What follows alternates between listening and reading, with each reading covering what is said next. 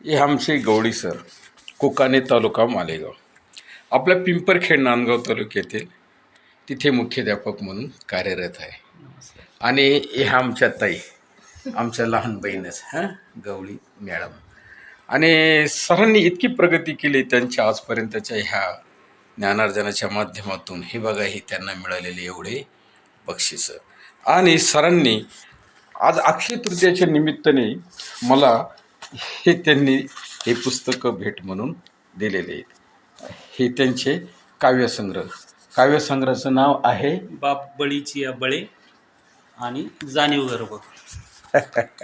हे सरांनी नुकतेच भेट दिले.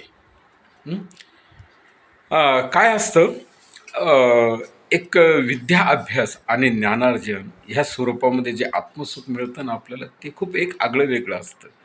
आणि आज अक्षय तृतीयाच्या योगायोगाने आमची भेट झाली सहज म्हणून. ते शिक्षक, ते एक ह्या शैक्षणिक माध्यमात आणि मी सुद्धा, म्हणून आम्ही हा आजचा उपक्रम थोडा साजरा केला. ओके, मी शिवयोगी PK आव्हाड बोलतोय.